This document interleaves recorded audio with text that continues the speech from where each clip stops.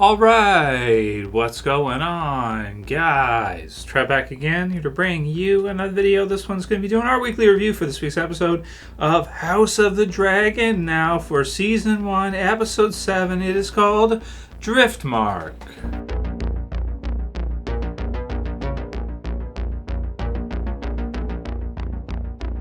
Alright dudes, so definitely wanted to go ahead and continue with our reviews for House of the Dragon. My apologies for not getting this review done Sunday and whatnot. We had The Walking Dead premiere for its last final 8 episodes. If you didn't see it, go ahead and check it out. AMC premiere, can watch it on Amazon Prime Video. Gotta check it out. Final episodes of Walking Dead are on. So, we'll get around to it now. House of the Dragon continuing to do a great job. This leaves us with, I think, 3 episodes left. 8, 9, 10, right? And then 10, I think, is the last episode for the first season. And it's already been confirmed for a Season 2. So after the premiere, HBO already confirmed they're going to be doing a second season of House of the Dragon because it's awesome and much better than Lord of the Rings series is, but shouldn't be. And it's freaking awesome. House of the Dragon is awesome. So we've had a couple of episodes here. We had the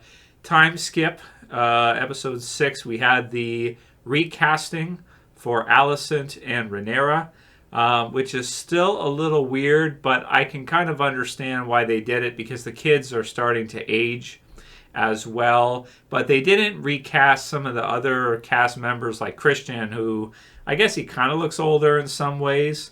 I don't know. It depends. Daemon looks exactly the same. So I don't know. They just recast some of the cast for House of Dragon, but not everybody. I guess in a way it kind of makes sense, but it's a little strange, right? It's a little weird from how they look. So this one is called DriftMark. So this episode, spoilers to follow, it starts off kind of slow at the beginning. You've got the funeral with Lady Laena's funeral at DriftMark, which is where you get the name of the episode from. We got Rhaenyra and Daemon who reunite after, I guess, kind of a while of them not being sort of that close together because they were both married and stuff. And so, and they have a past history together, and he is her uncle. Is that right? It's just the family, it's a little strange. Okay. Yes, uncle, because she is the king's daughter and he's his brother, so that makes Daemon Rhaenyra's uncle. Yes, that's right. So, and in this episode, she does say uncle, actually. Yeah, so Rhaenyra's kind of getting around a little too much. She's like all over the place. Now, it kind of makes sense in some ways because her husband is gay, so that's a little bit awkward. So they got to put on this facade, and everyone knows it's a facade because the kids don't look anything like him, quite obviously. And and they got like, well, they're just, everyone can see right away that they're not his. So we get Aemond in this one, who goes to Lyanna's ugly dragon. So Lyanna has this like ugly dragon where it's like this kind of gnarly looking grotesque dragon.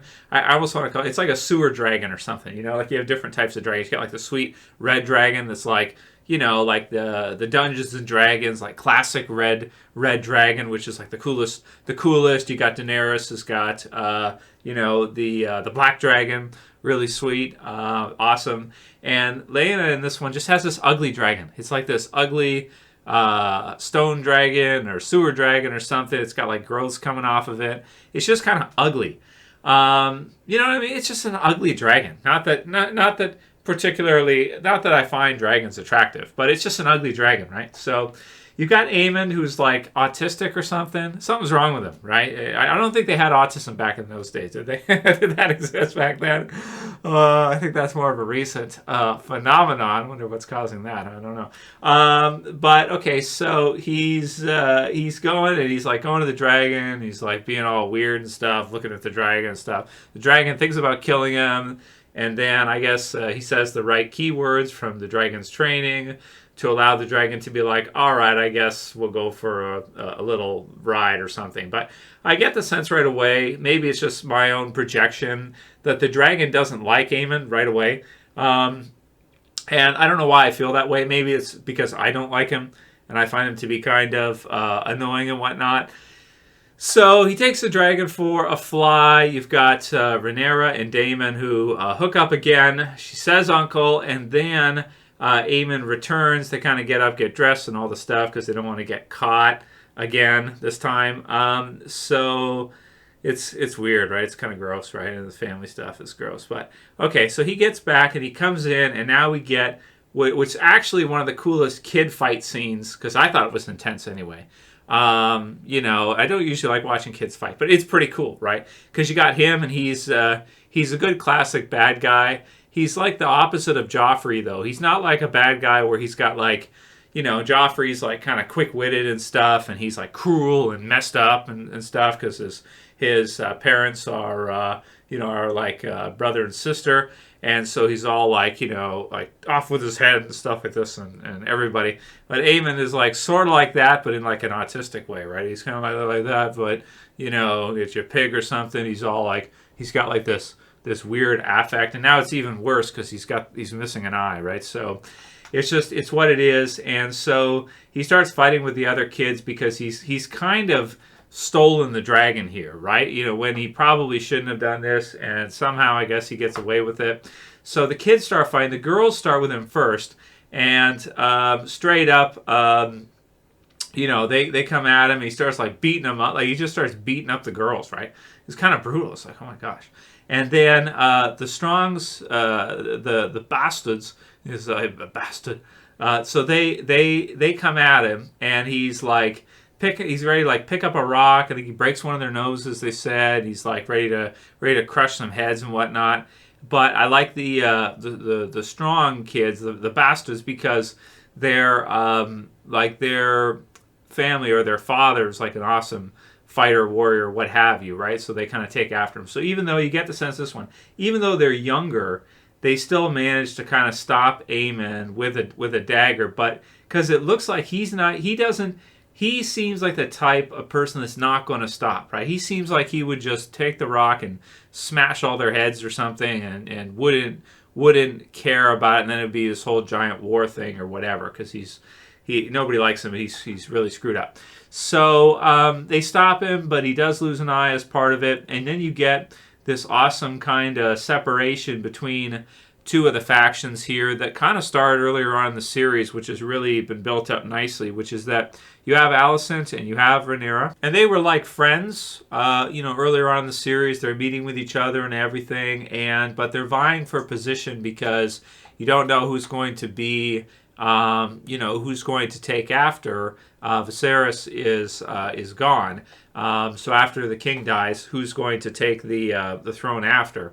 And it's promised to Rhaenyra, but you do get the sense that the Hightowers, or Alicent and her father, and the king, again, I guess, are sort of like they're vying for position, and you kind of get the sense that they're gonna take a stab at it. They're gonna try to go for it and take it. And they got the dragons, so they've got a few dragons now, I think. Obviously, Daemon has one, and Daemon, we do get the sense that Daemon is probably the best fighter of anybody by himself, but if he's outnumbered, that could be kind of tricky.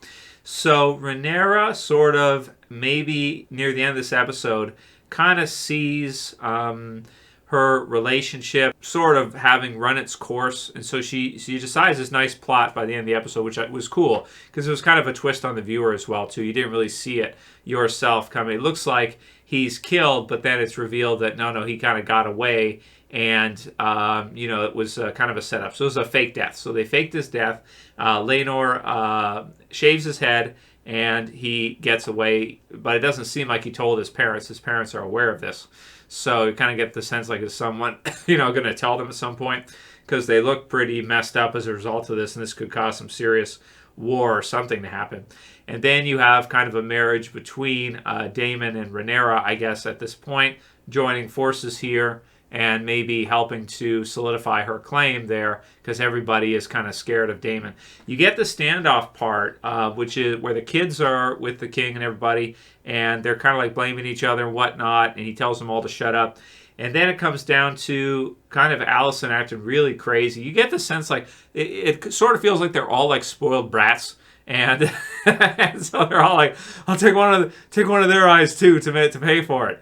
It's like, but you can kind of understand from like a mama bear, motherly protector perspective that they might do something like that, especially with how spoiled they are, where they can just do whatever they want and have anything really with how powerful they are, right? So they kind of just, when there's nobody to check them, they just kind of go off, right? So luckily, Rhaenyra is able to stop her when she pulls. First, she orders Christian to do it. He's going to do it. I like how they use Daemon here in this one to kind of become the protector for Rhaenyra. Because at this point, King Viserys, he's too old to really do anything. He doesn't look well either, and it looks like he's having trouble dealing with everything that's going on around him.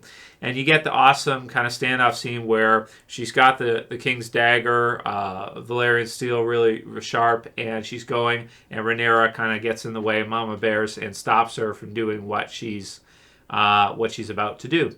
So it's kind of an awesome ending to the episode. It's slow to start, and I just hate Aemond. I hate watching him. He's just so awkward and weird to watch, and I got to vote for the other kids.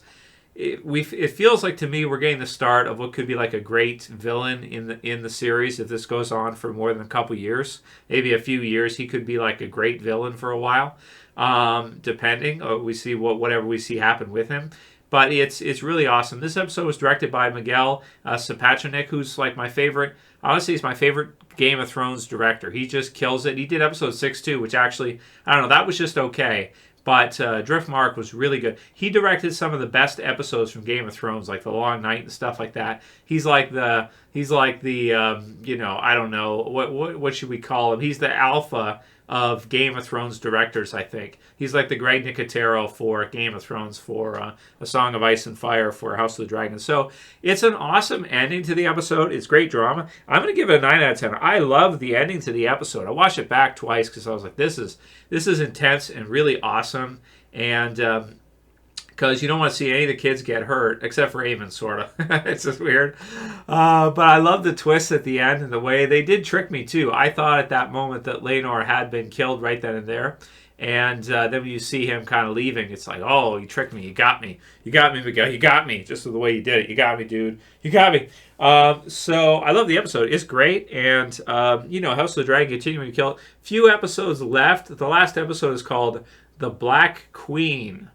So who's that going to be? Because you look at Viserys, you kind of know he doesn't have too much longer left. Maybe a couple more episodes here, and we might be seeing his death soon. So the Black Queen. And there's also Larys, who's like killing people for gaining favor, which is a weird thing that happens in like these type of systems, where you get people that will kill others and like do these favors for those that are above them in the hierarchy in order to like gain their favor and like show how like loyal and it's like a suck up thing. It's like an adult suck up thing, right? It's like when the kid tattles on another kid. It's like they do this as grown-ups and to vie for position or something to show that they can be great servants or something. I don't know. Weird shit. But that's what you see. Anyway, that's my review for DriftMark. Comments below. What did you guys think about it? And I'll see you again soon, maybe next week or the week after for episode 8. A few episodes left for House of the Dragon. So for this one, see you guys again soon for another Trev. Same peace. Later, guys. See you soon.